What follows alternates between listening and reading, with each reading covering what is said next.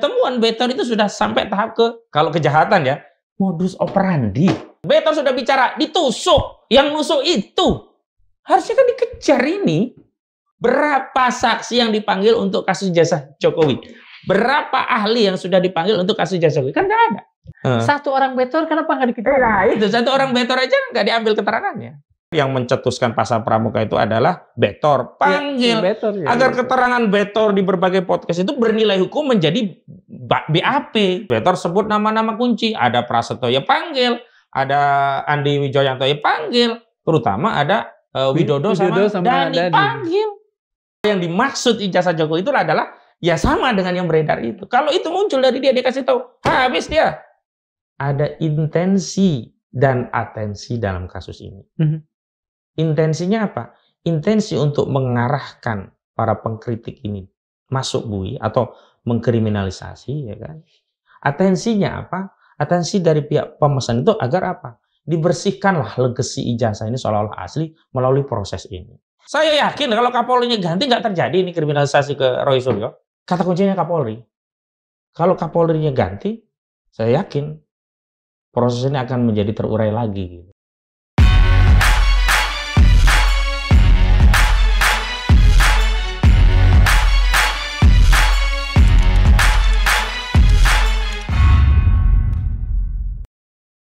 Bismillahirrahmanirrahim. Assalamualaikum warahmatullahi wabarakatuh. Sobat Madilog, Bambang Betor Suryadi beberapa waktu yang lalu melemparkan granat yang membuat seseorang, kita sebut saja Profesor P, kemudian muncul dan menampakkan diri. Tetapi granat ini juga bisa kita analisis lain. Barangkali di sebelah ada sesuatu yang tengah terjadi. Ada pertikaian diam-diam. Ada upaya untuk cuci tangan. Di samping itu, selain itu, ada juga sesuatu yang harus kita cermati manakala satu perkara, pada sisi lain satu perkara, didiamkan, tetapi yang lain terus dikejar. Sementara bukti-bukti di sisi yang didiamkan itu terus-menerus bertambah. Dan itu membuat publik, kita semua, sebagai warga yang menginginkan keadilan hidup di negeri ini, terus bertanya-tanya. Kita harus mempertanyakan, karena pertanyaan-pertanyaan kita semua kadang-kadang tak dipedulikan. Kami masih peduli, dan karena itu hari ini kita kembali berjumpa. Saya dan Mawan Sepriosa tidak ada bosan-bosannya untuk terus menggali dari orang ini. Kita kembali bersama Mas Ahmad Hozainuddin. Terima kasih sudah bergabung bersama kami di kita sebut saja dunia Madilog. Perkembangan apa yang paling menarik pada soal ijazah palsu, dugaan ijazah palsu ini? Saya perlu update dulu kepada pemirsa, sahabat Madilog dan semuanya bahwa terakhir memang kami ya, klien kami tentunya Roy Suryo, Rismon Hasyolan dan yang lainnya itu dapat undangan lagi nih. Yeah. Jadi bukan undangan nikah, undangan sunatan. Undangan untuk ini ya? Iya, klarifikasi lagi. Klarifikasi ya? Dan dari institusi yang sama, dari Polda Metro Jaya lagi. Yeah. Dan nanti akan diminta hadir di Rabu 2 Juli 2025. Apakah Roy Suryo, Rismon, kemudian Dr. Tifa sudah menyiapkan diri untuk, katakan saja, pada pemeriksaan itu diambil lah gitu, ditahan? Hari ini kami akan rapat. Ya, hari ini sore nanti kami akan rapat. Jadi kami belum menentukan sikap apa, respon apa terhadap undangan klarifikasi itu. Termasuk misalnya belum juga menentukan akan datang atau tidak. Nah, itu juga tidak jelas. Belum. Okay. Jadi kami hanya menjelaskan bahwa kami memang mendapat undangan. Ada yang sebagian dikirim spesifik lewat pos, ada yang dititipkan di satpam, ada yang cukup lewat WA, hanya digitalnya, fisiknya belum nyampe. Ada yang sudah diterima langsung juga ada gitu. Intinya ada beberapa ya. Ada klien kami juga ada yang dari beberapa TPUA, termasuk Egy Sujana juga diundang klarifikasi. Tapi sekali lagi memang kami belum menentukan sikap terhadap undangan itu seperti apa. Kalau misalnya tidak datang, apakah itu menjadi justifikasi bagi polisi untuk, katakan saja, terus menggulirkan quote-unquote kriminalisasi ini? Saya melihat apapun yang kita lakukan akan dicari-cari saja itu jalannya. Sekarang yang penting itu adalah kita mengambil sikap apa terhadap posisi ini. Tidak peduli lagi nanti mau diapain sama mereka, urusan mereka. Karena selama ini ya, kita tuh sudah berusaha ya, meluruskan benang yang kusut ini. Tapi nggak juga kemudian direspon itu. Misalnya, penyelidikan di Barreskrim itu harusnya ada gelar perkara khusus. Sudah dikirim surat. Meminta itu? Meminta itu 26 Mei 2025. Sudah direspon oleh Karwasidik di 4 Juni 2025. Untuk oke gitu ya? Poin kedua ada 2 hal. Substansi yang pertama, surat tadi permintaan gelar perkara sudah diterima. Yang kedua, dan akan kami tindak lanjuti sesuai dengan ketentuan peraturan perundang-undangan yang berlaku. Tapi sampai hari ini nggak ada tindakan. Kok justru yang dikejar kasus yang menjerat klien kami. Dr. Tifa, Pak Roy Suryo, Dr. Risman, Mas Rijal Fadilah, itu tetap solid dan konsisten untuk tetap berpegang pada keyakinan. Ada 2 hal ya yang membuat mereka harus mengambil tindakan. Yang pertama, sejak awal mereka memang konsisten ke situ, punya keyakinan. Yang kedua, nggak ada pilihan lain. Maka sejak awal waktu datang ke kami, saya bilang target awal Jokowi itu sebenarnya mereka minta maaf, selesai pasti dicabut karena itu delik aduan. Karena sejak awal kuasa hukum Jokowi itu sempat mengunggah narasi ya ini kan demi kebangsaan kita lebih bersatu, saling memaafkan. Saya membaca pesan ini kalau minta maaf dicabut karena itu kan delik aduan, selesai. Cuman saya bilang kepada mereka, kalau sampai minta maaf berarti kalian yang harus bertanggung jawab kepada rakyat. Apa yang kalian katakan tentang uji ilmiah yang selama ini disampaikan itu tidak akan dipercaya oleh rakyat. Selesai. Dan mereka tetap bulat. Tetap bulat.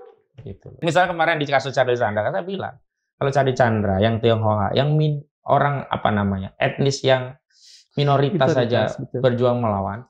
Lah kalau kalian ya, yang mayoritas kemudian jadi korban nggak melawan, ya sudah, mati saja kalian dengan tanpa rasa malu. Itu kalau kalian masih punya rasa malu. Gituin. Ya memang ya. Hebat. Cuman kalau saya rasa ini hanya bagaimana kita mengkonsolidasi kegelisahan rakyat yang kritis ini untuk bisa keluar sebagai sebuah keberanian menyuarakan itu secara terbuka, dan ini akan menjadi pertimbangan kekuasaan. Karena kekuasaan balik-balik itu kan melihat asal kekuasaan kan rakyat. Kalau kekuasaan ini sombong, rakyat cabut lagi kekuasaan, selesai dia. Mas percaya dengan apa yang dikatakan Peter bahwa ijazah itu dibuat, dicetak di Pramuka? Saya percaya. Sederhana saja. Karena sikap terhadap pernyataan itu tidak proporsional, bahkan kecil sekali tindakannya. Nah, klien kita ini, kalau kita bicara Roy Suryo, kan hanya sebatas analisa. Ini kan ada 3 fase ya kasus ijazah palsu itu. Fase pertama ya, penelaahan oleh seorang jurnalis yang menghasilkan buku. Era Bambang Tri. Fase kedua, analisis dari seorang ahli forensik digital yang menyimpulkan bahwa ijazah itu bermasalah. Dari 100 miliar persen sampai menjadi 11.000 triliun persen palsu. Kalau bahasa Roy Suryo 99,9% palsu. Tapi kan ini belum sampai pada modus operandi. Mereka hanya menyimpulkan barang itu bermasalah. Tapi belum sampai bagaimana barang itu diproduksi. Siapa yang bertanggung jawab? Kan belum. Vektor ini sudah masuk ke situ, sudah modus operandi. Kalau sebelumnya ibaratnya ya, orang hanya bicara tentang pencurian, pembunuhan. Vektor sudah bicara ditusuk, yang nusuk itu. Harusnya kan dikejar ini. Oke, Sudah sampai modus operandi. Iya. Kenapa kok seolah-olah negara nggak ada? Ini ada banyak mengapa nih. Pertama, karena kita ingin dekat dulu. Mengapa Betor kemudian analisis seperti apa yang memungkinkan Betor justru mengungkap persoalan ini, sementara Betor kan adalah kader PDIP, pihak yang dari awal mengangkat Jokowi. Sebenarnya ada 2 analisa ya, analisa secara faktual, kedua analisa secara politis. Kalau secara politis saya tidak mau masuk, karena bisa saja kan, ini karena dinamika PDIP yang sudah pecah kongsi dengan Jokowi, Jokowi Mega pecah, kader PDIP hari ini oposannya Jokowi dan seterusnya kan. Betul. Contoh saja kan, die hardnya Jokowi kan sekarang berbeda. Kalau dulu kan membela Jokowi, Adiana itu pun kurang apa dulu membela Jokowi, sekarang hilang. Itu saya nggak mau masuk. Saya harus analisa fakta. Sederhana saja. Kebenaran itu bukan berarti tidak disuarakan sejak lama. Bisa jadi baru disuarakan karena baru diketahui. Betor ini kan ikut ke Solo, ikut ke Jogja, baru dia berpikir kalau ijazah ini bukan UGM yang menerbitkan, lalu siapa? Lalu dia memverifikasi kawan-kawan dia. Karena prosesnya dulu ya dari PDIP sejak Pilgub, dari sejak pasangan sama Ahok, baru masuk ke Pilpres pertama pasangan JK, baru masuk Pilpres kedua pasangan sama Ma'ruf Amin. Lalu dia melakukan verifikasi dan ketemu kesimpulannya dia sampaikan. Artinya apa? Sama juga Bambang Tri sebelumnya kan nggak tahu kalau ini bermasalah. Justru Bambang Tri dulu awalnya kan fokusnya bicara tentang latar belakang saudara Jokowi yang dia simpulkan dia anak PKI. Ibunya aktivis Garwani. Nah, itu yang kemudian dia masuk penjara. Keluar dari penjara, bukan berhenti nih orang. Bikin lagi terkait ijazah. Dan ijazah itu, mohon maaf kan selama ini kan klaimnya Jokowi. Klaimnya kan saudara Jokowi menyatakan tidak pernah menyerahkan ijazah itu kepada siapa. Ini kan bohong. Ijazah itu sudah secara resmi pernah diserahkan ke sejumlah institusi penyelenggara pemilu. Baik dari KPUD juga KPU. Baik KPUD Solo juga KPUD Jakarta. Bambang Tri Mulyono dulu menganalisa ijazah SD SMP. Saya tanya dari mana? Oh itu kan dari KPU, tinggal download. Nah dulu ada, nggak tahu kalau sekarang masih ada nggak? Artinya apa? Yang dianalisa Roy Suryo, ya, yang dianalisa Rismond, yang dianalisa oleh Bambang Tri Mulyono, itu adalah produk yang sahih dari sumber yang otoritatif yang sebelumnya diserahkan langsung oleh Jokowi, kalaupun tidak Jokowi oleh timnya Jokowi, gitu loh. Kok sekarang seolah-olah melempar masalah, saya nggak pernah ngasih, seolah-olah ini yang beredar tidak resmi. Ya gini saja, sedang kalau yang beredar nggak resmi, yang resmi mana? Taruh. Kalau ternyata yang resmi yang ada kacamatanya itu, ya jangan salahkan rakyat. Sekarang tinggal argumentasinya. Apa yang menyebabkan pakai kacamata? Apa yang menyebabkan fontnya itu nggak sama? Apa yang menyebabkan Anda kok beda? Ya katanya KKN 85, sementara Barizkrim menyatakan 83. Apa yang menyebabkan Anda ya mengatakan Kasmujo sebagai dosen pembimbing skripsi, berubah lagi dosen pembimbing akademik. Nah, terakhir justru Kasmujo membantah keduanya. Tidak juga dosen pembimbing skripsi, tidak juga dosen pembimbing akademik. Taruh ini di publik. Artinya semua pertanyaan publik yang muncul karena muncul fakta ini, muncul fakta itu, sebetulnya semuanya tidak dijawab oleh pihak Pak Jokowi. Dijawab, tapi dijawabnya hanya dengan oh itu pencemaran, oh itu fitnah, oh itu penghasutan. Tidak dengan data, dengan fakta-fakta baru misalnya, tidak kan? Bahkan bukan data ya, tidak dengan argumentasi terkait persoalan itu sendiri. Misalnya, soal Kasmujo kan nggak pernah terjawab sampai hari ini. Soal KKN nggak pernah terjawab, yang benar tuh Barizkrim atau Jokowi. 83 atau 85 ya? Iya. Kalau mereka kemudian berdalih ya, oh itu kan udah dikeluarkan UGM. Itu kan udah dikeluarkan ditunjukkan ke media. Udah juga ditunjukkan oleh mereka ke Barizkrim, sempat diserah terimakan, kasih fotonya gitu. Kemudian dinyatakan identik oleh Barizkrim. Karena itu nggak menjawab apa yang disoal barusan. Iya, betul. Itu kan hanya menunjukkan ada proses yang kita yakini itu bagian dari cara untuk melegitimasi atau menjustifikasi tadi gitu loh. Atau cuci piring itu bahasa tadi. Tapi tidak menjawab kenapa piring itu kotor sebelumnya. Ini yang kita persoalkan, piring kotornya bukan ini udah dicuci loh, bukan. Kotornya itu karena apa? Dan masyarakat makin meyakini temuan dari Roy Suryo Rismond setelah misalnya ya kan ada yang persoalan kenapa Rismond mendatangi Pak Kasmujo dan sebagainya. Setiap orang loh yang sedang berhadapan dengan hukum pasti nalurinya bertahan. Dan bertahan mencari data untuk membela dirinya, diantaranya untuk menguatkan hasil penelitian. Maka dia temuilah Kasmujo. Ternyata hasilnya memang Kasmujo semakin menguatkan ada masalah terhadap pendidikan saudara Joko Widodo. Ini kan kita semua kan punya nalar ya, punya logika, punya dikaruniai oleh Allah Subhanahu wa taala itu pikiran. Jadi dan yang membedakan kita dengan yang lain kan akal itu ya. Mas begini. Kan ada tadi saya bilang ada dua why ya, why dari pihak tadi yang sudah diungkap dan why kepolisian tidak mengejar better. Nah, saya ingin mengembalikannya pada pemanggilan beberapa hari kemudian. Ya, klarifikasi itu ya, undangan. Kira-kira apa yang akan ditanyakan bersangkutan dengan katakan saja temuan-temuan terakhir, apalagi konferensi pers yang kemarin digelar di Polda. Jadi undangan itu sifatnya repetisi. Repetisi dari undangan sebelumnya yang substansinya itu tidak jelas. Bahkan undangan yang kedua itu makin tidak jelas. Yang sekarang ini makin tidak disebutkan untuk apanya. Nah itu. Kalau yang awal kan tidak disebutkan peristiwanya apa, tapi disebutkan laporan dari IR H. Jokowi di karet kan dijelaskan waktu itu betul. di 26 April, Iya. 26 April 2025.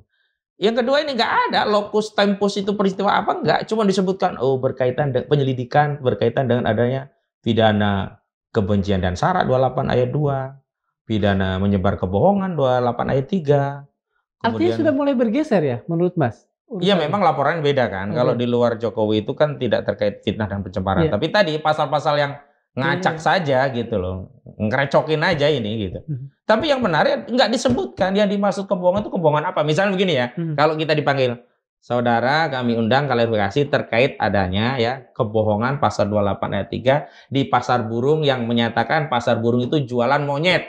Karena ternyata di sana nggak ada monyet. Nah, ditunggu klarifikasi. Kan jelas. Betul. Ini nggak ada tempatnya apa kebohongan itu, dalam konteks apa. Harusnya ada deskripsi sederhananya gitu. Sebutkan pasalnya aja gitu ya. Ini pasal doang. Jadi kalau kami kemudian simpel, ini jahat ya. Ini namanya belanja kasus. Cari-cari kesalahan orang yang akan dipanggil, diklarifikasi. Jadi kan sampai sana nanti akan cerita apa saja, ditanya berbagai hal. Hanya untuk menemukan itu. Nanti setelah itu dievaluasi. Ini yang masuk penghasutan. Ini yang masuk kebencian. Ini masuk sara. Jahat itu. Dan modus seperti itu sering. Makanya, kalau memang mau cari alasan untuk penjarain Roy Suryo, ya gampang mereka karena mereka punya otoritas. Tapi kalau ingin meyakinkan publik tentang ijazah saudara Joko Widodo, ini harus kita pikirkan bareng-bareng. Nggak bisa hanya dengan memenjarakan orang kemudian yakin, ijazah itu asli. Kenapa? Buktinya ini dipenjara lagi. Enggak. Jadi kasus ijazah palsu ini tidak saja ada muatan strategi untuk buang badan atau cuci tangan begitu, tapi sekaligus satu sisi ingin cuci tangan, buang badan, meng-close satu kasus, sisi yang lain ingin mengkriminalisasi pada orang-orang di pihak yang lain. Jadi kalau kasus ini lama-lama hanya ingin ditutup atau hanya ingin buang badan saja atau cuci tangan saja, mungkin ini masih dianggap fair lah ya. Tapi satu sisi ingin dicuci, yakni kepalsuan ijazah itu seolah-olah dilegitimasi melalui sejumlah proses yang ujungnya adalah pengumuman dari Lab 4 Mabes Polri yang dinyatakan identik dan itu dijadikan dasar untuk menghentikan penyelidikan. Walaupun di dalam KUHP penyidik itu tidak punya kewenangan untuk menghentikan penyelidikan.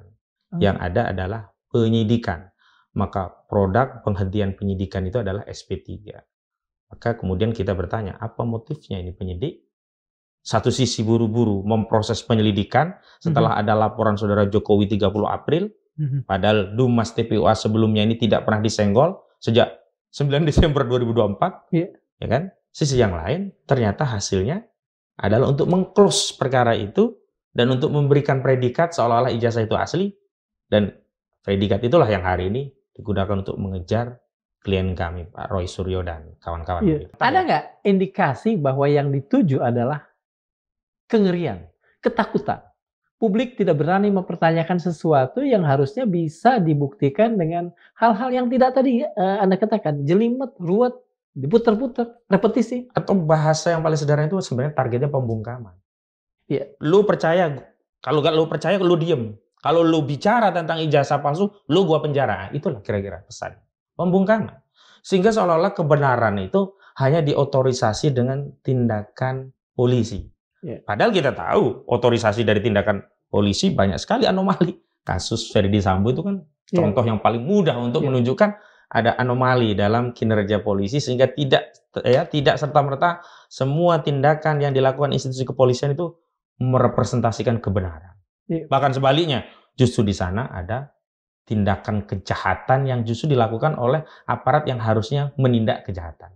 Apa saja indikasi bahwa tadi justru aparat yang kemudian melakukan tindakan-tindakan, katakan saja yang memper-memper pada perilaku tidak terpuji tadi?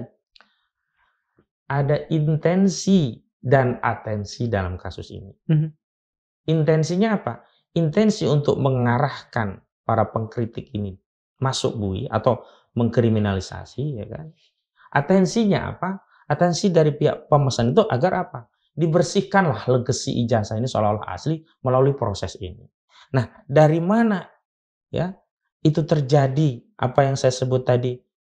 asas tidak boleh hakim itu mengadili perkara dalam hal ini penyidik mengadili perkara dia sendiri, memang baiknya sih kasus ini ya. Iya. Yang nangani jangan Polri, Siapa kalau gitu? kejaksaan. Oke. Tapi karena kejaksaan Iya. tak punya kewenangan menyelidiki kasus tindak pidana umum. Iya. Kalau dia tipikor, undang-undang HAM dia bisa lah jadi penyidik. Tapi ini kan tidak umum. Maka harus polisi. Maka kalau begitu tidak mengalihkan penyidikan ini kepada institusi lain, tapi mengupayakan agar konflik kepentingan itu hilang dari institusi polisi. Dari mana? Kalau kita urut, ya kan? Ini polisi itu tidak lepas dari Kapolri-nya. Yeah. Kapolri-nya hari ini adalah Listio Sigit Prabowo. Yeah. Listio Sigit Prabowo ini lama, udah 4 tahun lebih ini jadi Kapolri. Betul. Dan yang melantik menjadi pejabat Kapolri itu adalah Saudara Joko Widodo. Saudara Joko Widodo saat menjadi presiden hari ini, Saudara Joko Widodo menjadi pelapor di Polda Metro Jaya. Oke, ada semacam perasaan perasaan pakewuh ya? Ya, mungkin. Jelas ada konflik kepentingan. Konflik kepentingan ya. Padahal asas tadi ya, asas hakim tidak boleh mengadili perkara sendiri, yaitu nemo judex in causa suata tadi itu parameternya 3. Pertama, tidak boleh perkara itu dilakukan berat sebelah. Artinya harus imparsial. Yeah. Kita lihat. Kasus ini berat sebelah. Berat sebelahnya bagaimana? Pertama dari sisi proses saja ya. Yeah. Laporan terhadap Jokowi di Mabes Polri. Desember tadi ya? Ya Desember nggak dijalani. Okay. 30 April langsung muncul LP. Itu parameter pertama dari sejak masuknya. Kedua prosesnya. Laporan terkait dugaan ijazah palsu Jokowi tiba-tiba dihentikan. Dan dihentikannya juga non prosedural. Karena apa? Dihentikan di tingkat penyelidikan. Tidak ada kewenangan penyidik menghentikan penyelidikan, harusnya penyidikan. Produknya SP3. Nah, kalau dihentikan dalam tingkat penyidikan, berarti kan ada SP3, kita bisa challenge dengan melakukan pra-peradilan. Kalau hari ini kita cuma melongok, loh, kok dihentikan? Tetapi dalam proses penghentiannya juga melampaui tindakan penyelidikan. Penyelidikan itu kan hanya untuk mencari apakah peristiwa itu pidana atau tidak. Belum mengumpulkan barang bukti.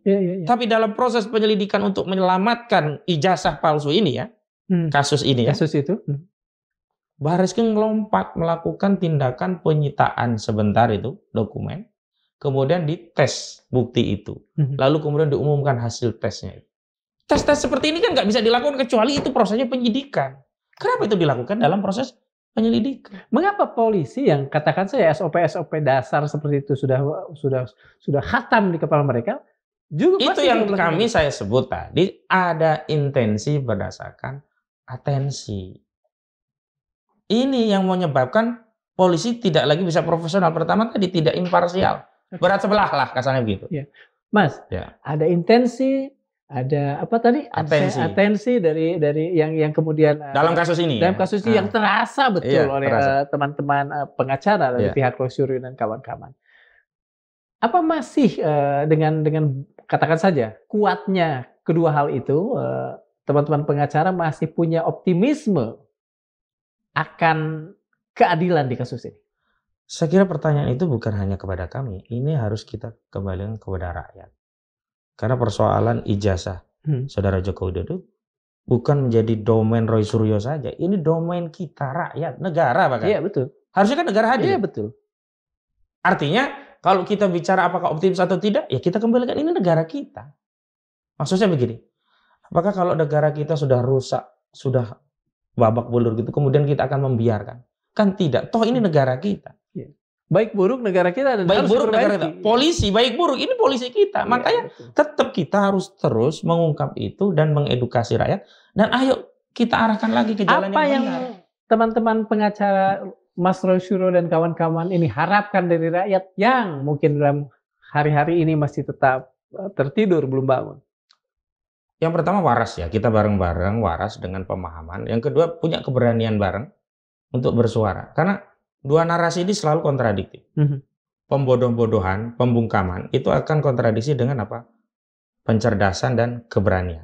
Orang yang tidak paham, orang yang bodoh, cenderung akan takut. Sebaliknya ketika dia sudah ada pemahaman, itu biasanya timbul muncul keberanian. Walaupun banyak juga orang pintar, orang paham, Tidak ada keberanian. Ini Karena ada faktornya kepentingan. macam-macam. Ya, ada kepentingan. Biasanya. Atau bahkan dia menjadi orang yang membela kezaliman. Banyak orang kuat yang dicemenkan oleh kepentingan. Kita Betul. lihat hari ini kan begitu. Silakan. Balik lagi. Di balik itu ada intensi dan atensi tadi. Nah, saya balik lagi kepada perkara kita. Konflik kepentingan itu kan bisa kita hilangkan dengan memindahkan kasus ini ke kejaksaan. Iya. Tapi kejaksaan kan nggak punya kewenangan. Kewenangan untuk pidana umum tadi. Pidana umum. Berarti balik apa yang menyebabkan ada konflik kepentingan sehingga kasus ini ditangani tidak imparsial. Artinya apa? Berat sebelah, memihak, bahkan bias. Biasnya begini. Kita ini kan sedang meneliti kasus ijazah palsu. Yeah. Lah kenapa yang dikejar-kejar itu justru fitnah, pencemaran, penghasutan, kabar bohong, pidana kebencian, permusuhan berdasarkan sara atau suku, agama, ras, dan antar golongan begitu. Sementara ijazahnya ini sendiri tidak segera dibuktikan secara hukum bahwa ijazah itu asli. Kan jadi bias. Maksudnya begini, kalau orang misalnya sudah dibuktikan ijazahnya asli oleh pengadilan, kemudian orang tadi tetap ngomong, oh itu palsu, oh fitnah, bisa. Hari ini kan ada dua perkara. Satu terkait dugaan jasa palsu, kedua terkait fitnah dan pencemaran. Serta sederet tadi ya, pasal-pasal lain yang nimbrung-nimbrung tadi. Yang geng-geng nggak jelas tadi itu. Ada Sylvester Matutina di situ ngikut nimbrung, nggak jelas legal standingnya apa. Ada Peradi Bersatu, entah nanti besok ada Peradi Berantakan, Peradi Kumpul-Kumpul, nggak tahu saya. Yang jelas ini orang-orang nimbrung nggak jelas semua, karena nggak ada kaitannya dengan ijazah palsu tadi. Harusnya kan penyidik kalau dia tidak bias, dia imparsial atau tidak memihak, dia tidak ada konflik kepentingan itu, dia ngikuti urutannya, dia buktikan dulu. Soal ijazahnya tadi asli atau palsu. Dan pembuktian kalau punya nilai hukum itu bukan oleh otoritas penyidik. Sekali lagi penyidik itu bukan pengambil keputusan. Hanya menyidik yang punya kewenangan memutus hakim. Nah hari ini lucunya, biasnya yang terlihat ada konflik kepentingan tadi. Saat di tengah-tengah kita muncul banyak fakta-fakta temuan baru. Tadi yang disebutkan juga ya di prolog ada pasal pramuka, ada Mr. P. Yang Mr. P ini sempat ya dalam tanda petik yang melakukan ancaman kepada klien kami ya, nada-nadanya ancaman walaupun dengan bahasa sahabat begini-begini. Kalau tidak nanti saya khawatir dengan keluargamu. WA ke Roy Suryo klien kami. Terus kemarin karena ketahuan itu takut di media kan mungkin ya udah kemana-mana minta maaf sebenarnya begini-begini. Tapi ada poin yang menarik. Mr. P ini dia ngakui punya kios di pasar pramuka. Saya sebetulnya agak ini nih, agak terganggu dengan kata-kata Mr. P. Oh iya. Sebut nama aja lah. Orang itu sudah terkenal kan ya. Payman, bukan Payman, Paiman gitu. Mr. P, saya tuh punten pernah muda ya. Sorry. Paiman Daharjo, dia kan mantan Wamendes. Dia juga sudah buat statement di media begitu. Sekarang kalau ada statement bantah-bantahan, jangan dianggap ya negara diam seolah-olah nggak ada negara, nggak ada polisi, itu dibiarkan bantah-bantah. Panggil itu orang-orang yang berstatement. Pertama, panggil siapa? Misalkan pertama kan yang mencetuskan pasal pramuka itu adalah Betor. Panggil agar keterangan Betor di berbagai podcast itu bernilai hukum menjadi BAP. Yang kedua juga, nah yang paling kata kunci kan ada Dani sama Widodo. Ya itu kejar. Jangan ini didiamkan, ada peningkatan kan, ada bukti-bukti yang makin menguatkan ijazah itu bermasalah. Betul. Sekarang kan guyonannya ya. Ternyata ijazah itu bukan produk UGM tapi UPP. Universitas Pasar Pramuka. Iya. Tapi ada juga yang enggak kok itu tetap UGM. Tapi Universitas Gang Matraman. Itu kan sesuatu yang menurut saya unik ya netizen itu. Artinya kan negara harus hadir. Tapi negara tidak hadir dalam rangka mengklirkan persoalan, justru negara hadir ngejar klien kami. Contoh, terakhir kan diupdate oleh Ade Arisam ya. Kombes dia Kabid Humas Polda Metro Jaya. Diperiksa udah 50 saksi. Juga sudah akan dikirim 7 ahli itu. Ada ahli bahasa, ahli pidana, ahli elektronik lah, ahli ITE, ada ahli psikologi, ada ahli sosiologi, ada ahli grafologi, ada ahli tangan. Kan terlihat kan. Jadi mereka memang targetnya hanya ngejar Roy Suryo CS. Terlepas ijazah itu oleh rakyat diakui asli atau tidak, terlepas negara ini terus gaduh gara-gara ijazah itu. Artinya meskipun misalnya rakyat gaduh karena mempertanyakan hal yang mereka pandang sangat mendasar ini, Polri masih menutup telinga dan mengejar sesuatu yang sesuai dengan, maaf ya kasar, skenario mereka. Menurut Anda? Ya, mereka mau mengulangi sesuatu yang dulu memang anggap saja Efektif, berhasil, ya, tapi hari ini kan tidak. Karena sekarang ini kan strategi kezaliman itu selalu menggunakan otoritas kekuasaan untuk melegitimasi kezaliman. Misalnya dengan putusan pengadilan. Sibuk, ya pemilu curang. MK udah putus, selesai. Nanti juga akan selesai. Sibuk, ini kan ini. Putusan pengadilan, buktinya lu kalah, selesai. Tapi kan masyarakat lama-lama itu kan menganggap ada sesuatu nih harus kita perjuangkan, bukan kebenaran yang disandarkan pada otoritas. Yang terjadi, sekian banyak lembaga kemudian busuk di mata publik, kan begitu? Nah, itu diantaranya yang makin meyakinkan publik bahwa hari ini, kalaupun mau menjarain Roy Suryo, nggak akan mengubah ijazah itu menjadi asli. Ya, betul. Sebenarnya kan ada mekanisme ya, sederhana ngasih tahu, ini ijazah selesai. Kan selalu dibantah, nggak ada dasar hukumnya. Nggak ada satupun pasal yang mewajibkan. Oke, kita lihat ini Mas, ini polisi ya. Kalau kita ngomongin polisi itu kan kayaknya akan panjang ya, tidak ada ujungnya, karena ujung-ujungnya tuh begitu masuk ke sini ternyata ada gang lagi, gang persoalan. Gini, dari sisi Pak Jokowi, beliau ini kan presiden. Mau beliau seorang negarawan atau hanya politisi, beliau pernah jadi presiden. Mengapa menurut Mas dia tidak melakukan sesuatu yang mudah, datang ke publik, menegaskan nih ijazah saya, periksa bla bla bla. Mengapa tidak begitu? Saya meminjam keyakinan publik dan saya juga mengasosiasi keyakinan itu bahwa ya dia memang nggak yakin ijazahnya asli. Bang, barang itu bermasalah. Kalau barang itu asli, apa sih susahnya? Dan kalau dia punya barang asli, justru ini kan kepentingan dia untuk menyudahi perkara ini, betul. Nah tadi ribut ini ya baliknya kan begini. Ada orang yang mengatakan ya grup-grup Jokowi lah seperti yang ada di media itu kan nggak ada kewajiban, nggak ada undang-undang. Sederhana. Hidup ini apaan sih undang-undang sih? Contoh ada dalam satu peristiwa, ada kebakaran atau ada pembunuhan. Di situ ada kopi, misalnya contoh kopi ya, ada minuman kopi. Patut diduga orang yang minum kopi itu tadi yang melakukan tindakan pembunuhan, ada jejaknya. Terus orang tadi yang diduga, karena memang dia dari situ. Iya, betul. Diminta, udahlah minum kopi untuk memastikan apakah benar atau tidak. Kalau minum kopi, bukan salah ceritanya. Kalau dia minum kopi kan, berarti tidak ada di situ misalnya. Dia sedang minum kopi, pelakunya yang lain ya katakanlah. Kan itu sederhana untuk membuktikan bahwa kalau dia minum kopi berarti bukan pelakunya. Kalau tidak minum kopi berarti dia yang menjadi terduga. Lalu dia mengatakan tidak ada satupun undang-undang mengharuskan saya minum kopi. Ya memang iya. Tapi apa susahnya sih minum kopi? Apakah kalau dia minum kopi jadi dia akan mabok begitu? Kan enggak juga gitu. Jadi memang hari ini kita dibenturkan dengan logika yang sebenarnya secara logika juga enggak logis. Misalnya begini, logika tidak ada kewajiban untuk menunjukkan ijazah. Sebaliknya, kan nggak ada juga pasal yang melarang orang menunjukkan ijazah. Betul. Apakah ada intensi atau indikasi bahwa justru Pak Jokowi menikmati keriuhan ini, kehingar-bingaran ini saat itu? Pertama, pertanyaan ini kan subjektif ya. Iya, betul. Karena kalau soal rasa itu harus orangnya yang menjawab. Tapi secara objektif kita bisa membuat tafsiran. Kondisi seperti ini sebenarnya dinikmati tidak sih oleh seorang Joko Widodo? Ya kita memang bisa simpulkan seorang Joko Widodo itu orang yang suka dengan kamera gitu. Senang dengan pemberitaan, pembicaraan orang-orang terhadap dirinya. Kasarnya banci kamera gitu ya? Ya itulah kalau bahasa yang mungkin pas mungkin begitu. Ya, kita pakai bahasa gampangnya kan gitu.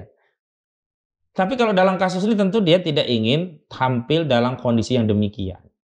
Artinya apa? Keramaian ijazah palsu ini bukan karena dia menginginkan itu, tapi dia tidak berdaya untuk menghentikan itu. Kalau dia hentikan, sebenarnya kan sederhana berdaya. Kalau ijazah itu tunjukkan selesai.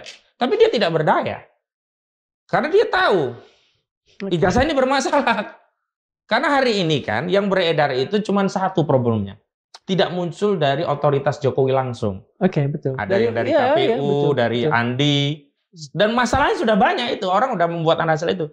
Tinggal pengakuan bahwa yang dimaksud ijazah Jokowi itu adalah ya sama dengan yang beredar itu. Kalau itu muncul dari dia kasih tahu, habis dia. Oh, ternyata benar ini ijazahnya. Ternyata yang ada kacamatanya. Ternyata ijazah SMA-nya juga yang itu apa? Yang sidik jarinya juga tidak rata. Ternyata wajahnya yang nggak mirip itu. Sebagai seorang mantan presiden, anggap saja, bukan anggaplah, kita katakan bahwa beliau negarawan. Mengapa sesulit itu sih kemudian untuk, kalaupun misalnya benar yang terjadi adalah fake gitu ya, kepalsuan. Saya tidak seberapa sulit sih seorang negarawan untuk mengaku bersalah? Dan ini jangan salah, ini negeri yang diberkahi dengan manusia-manusia yang pemaaf. Coba lihat, Pak Harto dimaafkan, Bung Karno dimaafkan. Siapa sih yang tidak dimaafkan negeri ini? Justru kalau nama-nama sebelumnya tadi ada sisi kenegarawanan yang membuat mereka berpikir sebagai seorang negarawan, yang membuat masyarakat juga berpikir akan selalu memberikan maaf. Tapi kalau yang ini, jangan dilihat sekarang. Saat memimpin pun sisi negarawannya nggak ada, nggak pernah meminta maaf. Contoh, KPPS yang meninggal 900 orang, tidak ada satu tindakan nyata untuk mengungkap apa yang menjadi sebab dari sesuatu yang ini menurut saya aneh. Kita sebenarnya juga aneh, mana mungkin ada hanya karena kelelahan meninggal dunia di urusan pemilu. Kanjuruhan yang seperti itu. KM 50 seperti itu. Bahkan statement di KM 50 itu kan luar biasa. Apa? Dalam konteks yang lain. Yang kemudian masyarakat mentafsirkan ini adalah bagian dari skenario itu. Kalau ada undang-undangnya, ya hajar. Kan nggak boleh seorang presiden mengatakan kalau memungkinkan ada undang-undangnya, hajar. Ini bahasa preman, bukan negarawan. Dan dalam konteks kenegarawanan itu salah satu yang bisa jadi parameter orang itu negarawan atau tidak. Dalam konteks bernegara ya, konsisten antara kata, kebijakan, dan perbuatan. Oke. Ini kan nggak ada konsistensi. Polri bagaimanapun adalah sebuah institusi. Ya. Apakah ada peluang, ada kemungkinan di dalamnya juga ada semacam bukan intrik, ada pertarungan antara good police dengan bad police gitu? Makanya tadi, kalau kita mau menghilangkan konflik kepentingan dalam kasus ini, kan nggak bisa kita pindahkan ke kejaksaan karena kejaksaan nggak berwenang untuk menyidik perkara umum. Itu. Kata kuncinya Kapolri. Kalau Kapolrinya ganti, saya yakin proses ini akan menjadi terurai lagi.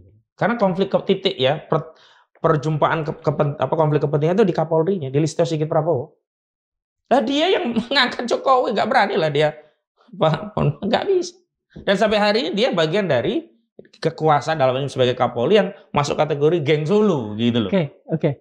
Nggak mungkin masih kalau yang pegang itu masih geng Solo ini. Kalau soal utang budi, barangkali kan sebetulnya demi negara, demi kebenaran, bisa saja Pak Listio Sigit Prabowo berubah pikiran.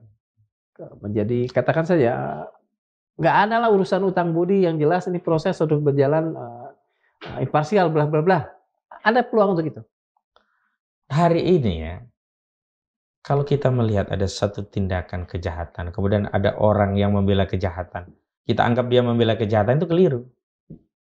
Dia sedang membela dirinya sendiri karena dia bagian dari kejahatan itu. Oke. Ini contoh ya, kayak di PIK 2. Ada orang mengatakan, waduh, kasusnya itu nggak bisa naik. Kenapa? Polisi nggak tindak lanjuti itu. Nah, apakah polisi membela Guan lah? Enggak, dia sedang membela dirinya sendiri juga. Karena dia terlibat dalam kasus perkara laut ini. Artinya banyak sekali pihak, termasuk beberapa, saya nggak bisa mengatakan polisi ya, oknum polisi yang udah berada pada titik point of no return. Mereka nggak bisa kembali. Nggak bisa balik, hancur mereka balik.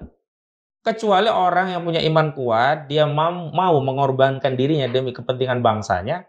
Oke lah, kita tunggu itu. Kasarnya kita tunggu polisi-polisi baik ya, hugeng baru di institusi Polri untuk berani melakukan tindakan yang ya radikal lah. Tapi sejauh ini, makanya sebenarnya balik lagi. Dengan kata lain, Pak Listio tidak akan sanggup menjadi hugeng baru itu. Ya. Apakah di mata Pak Listio Sigit Prabowo, kepentingan geng Solo dan Pak Jokowi dalam hal ini jauh lebih besar daripada kepentingan negara? Ya, Gampang saja. Kalau kita bisa ya mengatakan bahwa kepentingan negara itu jauh lebih besar, hari ini Polri harusnya kirimkan perintah untuk melakukan penyelidikan lanjutan terkait dugaan ijazah palsu. Ini kabarnya udah kemana-mana. Kenapa? Mohon maaf ya, fakta yang disebutkan Betor itu didiamkan. Kayak kita nggak ada negara aja loh, nggak ada polisi. Giliran yang hanya podcast dikejar-kejar, sekarang kasusnya dinaikkan, ya dijadikan satu di Polda ya. Tadi kan di Polres, lalu ada 7 ahli ya, yang di 50 saksi. Sekarang berapa saksi yang dipanggil untuk kasus ijazah Jokowi? Berapa ahli yang sudah dipanggil untuk kasus ijazah Jokowi? Kan nggak ada. Nah. Jangan jauh-jauh lah, jangan berapa. Satu orang Betor kenapa nggak dikejar? Nah, itu satu orang Betor aja nggak diambil keterangannya. Udah kan ada yang mengatakan, kan Betor nanti bisa dijadikan ahlinya Roy Suryo, dibawa ke pengadilan. Ya nggak mau kita, itu kan sama saja bunuh diri kita. Karena kita sudah posisi terdakwa kalau begitu. Justru Betor itu harus diambil keterangannya dalam kerangka penyidikan kasus dugaan pemalsuan ijazahnya. Begitu loh. Bisa nggak begini? Betor kan sudah berniat, katakan saja, berniat membuat jernih persoalan. Kemudian dia melemparkan granat pernyataan seperti kemarin. Bisa, mungkinkah misalnya dalam hukum Betor yang datang, kalian nih kok nggak ngejar gue yang datang deh. Lah itu gelar perkara khusus kan itu sarananya. Ibaratnya kita yang minta. Di dalam situ kita sudah. Bisa nggak Mas ngambil Betor? Dengan ketulusan hati Betor diseret ke Polda, ayo ini. Bisa gitu? Ini, kewenangan untuk menyidik itu kan bukan ada pada masyarakat. Ada pada polisi. Kita bisa hanya apa? Dengan cara apa? Warga memaksa polisi untuk do on the right track. Presidennya yang harus bertindak. Jadi presiden membiarkan juga dong. Omniscient. Iya, benar. Maka saya lihat ini kalau gaduh lama-lama, ini presiden juga bermasalah. Dia melihat rakyatnya ini sedang gaduh gitu loh. Oke lah kalau dia ngambil posisi, nanti jangan-jangan ijazah saya juga dipersoalkan. Itu pribadi dia lah, terserah lah. Dalam tanda petik seolah-olah membela Jokowi, itu urusan dia lah. Tapi dia harus perintahkan semua kegaduhan ini dilakukan tindakan. Kalau nggak, copot Kapolri. Ya. Saya yakin kalau Kapolrinya ganti nggak terjadi ini kriminalisasi ke Roy Suryo. Ya. Ini kalau Kapolrinya mau ngerti bahwa ini persoalan harus diselesaikan pada akarnya. Akarnya apa? Ijazahnya. Maka dia nggak berani kutik-kutik itu dianggap ini fitnah. Lewang ijazahnya belum dibuktikan asli. Sampai hari ini ijazah itu masih berhenti di penyelidikan. Sedangkan temuan terhadap masalah ijazah ini bermasalah, makin menguatkan keyakinan publik, termasuk apa yang diungkap oleh Betor. Dan temuan Betor itu sudah sampai tahap ke, kalau kejahatan ya, modus operandi. Bukan lagi perbuatannya, modusnya. Apakah dengan, tadi Mas mengatakan kan, apa yang Betor katakan ini adalah, katakan saja, satu langkah maju dari tadi Bambang Tri, Roy Suryo, sekarang Betor, udah langkah maju tadi ya, apa namanya? Sudah pada kalau ini dengan disusut kalau gitu kan? Bahasa Jawa itu udah cetawela-wela atau cetowelo-welo atau sudah jelas terang benderang gitu loh. Tinggal mau ambil nggak sinar itu ya. Kalau kita tutup mata ya sinar seberapapun ya nggak akan bisa melihat. Akankah Mas sebagai pengacara Pak Roy Suryo menjadikan Betor sebagai katakan apa ya? Apa namanya? Amicus curiae atau apa? Kalau dalam konteks keterangan tentu bisa jadi ahli yang meringankan kami ya. Tapi kami nggak mau dalam posisi itu. Kan kita berarti sudah pasang badan untuk jadi terdakwa, tersangka. Padahal persoalannya bukan di situ. Gitu. Iya. Maka yang kita dorong adalah melalui proses gelar perkara khusus, selidiki lagi, panggil Betor untuk mengkonstruksi kasus dugaan ijazah palsu. Terus Betor sebut nama-nama kunci. Ada Prasetyo ya panggil, ada Andi Wijoyanto ya panggil. Terutama ada Widodo sama Dhani panggil. Ini lucu loh, Polda ya, sama-sama Polda. Kasus mantan ketua KPK masih ingat? Pak Firly Bahuri. Kan didiamin sampai sekarang. Kenapa sekarang ngejar-ngejar Roy Suryo begitu kuat, luar biasa gitu loh. Ini kan berarti bentuk tadi ada konflik kepentingan. Untuk yang kepentingannya sejalan dengan kepentingan pesanan, intensi dan atensi dikejar. Yang enggak didiemin. Kan rakyat lihat ini. Ini bukan kasus polsek yang nggak diketahui oleh publik. Ini kasus yang ditangani Barreskrim yang diketahui oleh seluruh rakyat. Ya, saya kembalikan kepada kawan-kawan yang ada di institusi Polri. Apakah polisi atau katakan sajalah sebagian polisi atau oknum polisi atau apapun yang ada di lembaga ini membuta tuli terhadap terhadap perasaan rakyat karena mereka Mempeduli setankan warga, rakyat. Sebenarnya kalau saya yakin ya kawan-kawan di polisi, ya jenderal-jenderal yang lain ya, masih banyak yang punya nurani dan mereka ndak nyaman ya reputasi institusi dikorbankan hanya untuk melindungi individu tertentu. Hmm. Tetapi mereka nggak pegang jabatan. Oke. Yang punya jabatan ini yang pasang badan hari ini. Tapi sekali lagi, walaupun mereka tidak pegang jabatan, mereka kan punya tindakan lain, entah bersuara, entah dengan jaringan, entah tindakan apa. Ya tentu saja ini akan membantu proses yang terkuat. Kalau hanya bicara, ya terserah, yang penting bukan saya melakukan, kemudian diam dengan semua persoalan ini, mohon maaf, bobroknya bangsa ini, semua punya andil, yang diam juga tadi punya andil. Nah, yang diam, yang baik tapi diam ini seberapa banyak proporsinya? Nah itu yang saya belum tahu detailnya, tetapi dari obrolan, lepas, bahkan sejumlah purnawirawan pun kan ada yang pro ke kami. Purnawirawan polisi ya, Iya. ada yang tetap backup ya, misalnya kami juga menyaksikan ada beberapa purnawirawan bicara di sini dan bicaranya make sense. Iya, objektif kan. Iya, betul. Walaupun ada juga yang sampai bersih tegang bela-belain Jokowi sampai teriak, diam! Ada juga. Ya salah itu. Jadi saya kira kita tidak boleh tadi putus asa, putus harapan terhadap orang-orang yang ada di institusi kepolisiannya. Oke. Bahwa ada masalah, yuk kita perbaiki bareng-bareng. Tadi baliknya, kalaupun polisi ini rusak, kan ini polisi kita. Masa Iya, kita? Betul. Dan kita memerlukan polisi. Butuh. Siapa yang nggak butuh? Butuh. Bisakah kita mengatakan bahwa polisi-polisi yang begini itu tega betul dengan institusinya sendiri? Kompleks sih ya. Termasuk, ini baliknya kalau kita bicara tentang hal ini kan nggak ansih soal hukum, betul. Soal ekonomi, soal sosial, soal agama, soal macam-macam. Termasuk kan yang paling penting kan soal agama misalnya. Yeah. Orang kalau imannya sudah tercerabut kan sudah nggak peduli. Dan betapa banyak hari ini orang sudah hidup materialistis, hedonis, nggak peduli lagi dengan value-value tentang kejujuran, tentang amanah, tentang tanggung jawab akhirat. Jangankan tanggung jawab negara, akhirat pun nggak dipikir dia. Kalau udah lebih parah lagi, kalau negara kan seolah-olah dia terindra ada di hari ini gitu. Abstrak lah negara. Abstrak lah gitu loh. Jadi saya pikir, oh ya sudah lah. Tapi sekali lagi dalam konteks masyarakat ya, kesembuhan itu sama dengan penyakit. Penyakit itu dari satu titik dia akan menjalar ke tubuh. Kesembuhan juga akan menjalar dari satu titik ke seluruh tubuh. Makanya hari ini yang paling penting buat kita adalah bukan memastikan orang-orang sekeliling kita itu seperti apa, tapi memastikan kita bagian dari upaya penyembuhan negeri ini, perbaikan negeri ini yang insya Allah pasti menular. Karena kebaikan itu sama dengan kejahatan. Kejahatan menular, kebaikan juga akan menular. Apakah itu keyakinan seperti itu yang membuat kan gini ya? Saya sih sebetulnya memandang Mas tuh, aduh gila ada. Ini udah jelas ujung-ujungnya itu, maaf ya, kalah lah atau apalah, tapi tetap aja fight. Gitu. Apa itu yang membuat Mas tetap berdiri dan cukup tegak kalau menurut saya? Kalau kita bicara tentang kemenangan, kalau ukurannya adalah putusan, tentu kemenangan tadi menjadi sangat tidak objektif.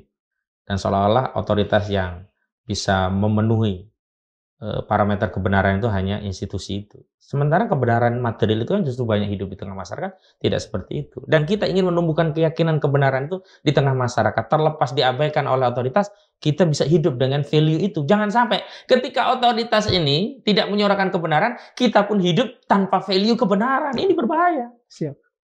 Mas, bisakah begini? Kan ada yang mengatakan bahwa masyarakat kita ini adalah masyarakat pelupa.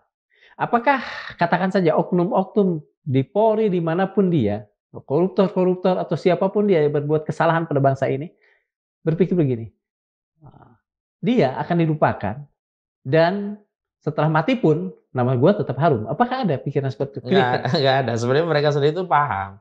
Ujung dari kehidupan mereka itu akan sengsara paham. Contohnya nih pejabat. Rata-rata yang dikerjain itu kan nanti kayak udah pensiun.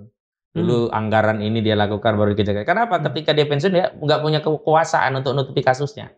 Akhirnya harusnya tinggal ngomong cucu, main sama burung. Saya pernah dengar cerita pensiunan, tiba-tiba dipanggil Kejaksaan Agung, tiba-tiba panggil KPK gitu.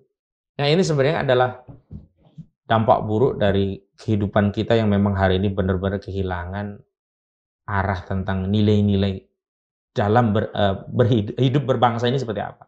Semua orientasinya sudah lebih kepada materi. Hari ini pokoknya dapat materi, udah nanti mah urusan nanti gitu loh. Tapi begitu sampai nanti, ya memang sengsara dia. Nah, kalau dalam konteks tadi pejabat, memang agak ada perbedaan kalau saya lihat ya. Zaman Soeharto, Soekarno, dan seterusnya itu, bolehlah kita menggunakan ungkapan bangsa ini pemaaf ya, mudah lupa dan seterusnya. Ada dua faktor ya. Satu, mereka ada sisi kenegarawanannya yang membuat masyarakat tidak akan melupakan jasa-jasa mereka. Yang kedua, masyarakat saat itu juga tidak mampu melakukan apa yang saya sebut arsip sejarah kerusakan itu. Kalau hari ini kan, dunia sosial media itu kan mengarsip kejahatan begitu rapi. Gitu. Iya, betul. Tiba-tiba datang aja muncul kan lagi, bukti digital. Iya. Jadi hari ini rasa-rasanya nggak akan terjadi seperti yang sebelumnya. Mudah melupakan dan mudah memaafkan. Timbulnya adalah akan mengingat sampai mati dan menuntut sampai mati. Bahkan ada ungkapan, tunggu peradilan akhirat. Artinya apa? Kan nggak bisa dimaafkan, nggak bisa dilupakan. Kenapa nggak bisa dimaafkan, nggak bisa dilupakan? Pertama, nggak ada sikap kenegarawanan tadi, nggak ada hal yang bisa untuk mengkompensasi rasa rasa maaf itu gitu loh, untuk keluar dari dada kita. Nah, selanjutnya orang-orang ini memang nggak pernah merasa mereka bermasalah. Nah, makanya saya lihat akan pasang badan bener habis-habisan. Kecuali tadi pada akhirnya akan tercerabut dari akar. Jadi kira-kira beginilah, kalau kita ada melihat suatu peristiwa misalkan kebanjiran besar itu ya, orang itu tetap akan menyelamatkan diri apapun dia raih gitu. Raihan-raihan itu akan bisa menyelamatkan sepanjang ya banjir itu masih dalam tahapan yang masih bisa dia kendalikan atau dia lawan. Tapi ketika air bah makin membesar, semua akan tersapu. Ini soal waktu saja. Ini tadi ada kalimat, ini soal waktu saja. Sehingga saya berkesimpulan, Bang Fauzin masih tetap percaya dengan hukum besi bahwa yang jahat itu di akhirnya tetap akan sengsara. Seperti itu. Kayaknya masyarakat sudah nggak percaya nih soal hukum besi yang jahat akan sengsara. Itu kan hukum Allah itu. Al-Quran sudah mengabarkan. Kita diminta bertebaran di muka bumi. Lihat kesudahan orang-orang yang zalim itu seperti apa. Bahkan orang-orang zalim yang terdahulu itu kan sudah diabadikan oleh Al-Quran. Namrud, ya. Ada Fir'aun, ya. Banyak gitu. Dan hari ini pun kita nggak perlu merujuk yang jauh. Fakta di sekitar kita hari ini kan kita atau temui. Mungkin begini, ada orang-orang yang memang bercita-cita untuk tetap terkenal sampai akhir hayat dan menjadi Fir'aun baru. Enggak ya? Jadi orang jahat pun ingin ditafsirkan baik. Bahkan orang ingin melakukan kezaliman pun seolah-olah menegakkan keadilan. Contoh, kisah Nabi Yusuf sama kisah Ibrahim. Ibrahim itu sudah jelas-jelas nggak bisa dibuktikan. Karena apa? Nggak ada saksi. Tapi tetap pokoknya kamu yang merusak. Walaupun memang benar dia yang merusak pakai kapak kan. Nabi Yusuf, saksi ahli sudah menyatakan. Apa coba? Kalau koyaknya di depan berarti Yusuf yang melakukan. Kalau koyaknya di belakang berarti Yusuf nggak melakukan. Ternyata yang koyak belakang. Apakah dengan itu kemudian dilepas? Enggak. Tapi mengapa? Butuh putusan pengadilan untuk memenjarakan Yusuf. Butuh putusan pengadilan untuk membakar Ibrahim. Padahal kan mereka punya kuasa. Bakar-bakar aja. Penjara-penjara aja. Artinya apa? Kejahatan pun butuh legitimasi. Oh iya, betul. Itu ibrah dari itu. Pertanyaan saya terakhir. Tambahannya bahwa kalau ada yang dilegitimasi sebagai penjahat melalui otoritas itu, jangan tafsirkan bahwa itu memang benar-benar penjahat. Karena kejahatan itu pun butuh legitimasi. Jadi ukurannya menang kalah tidak ansih putusan pengadilan. Mas Ujin, kita akhiri episode kali ini dengan sebuah satu catatan. Di hadapan sejarah, ijazah palsu hanyalah satu fragmen dari kejahatan yang lebih besar.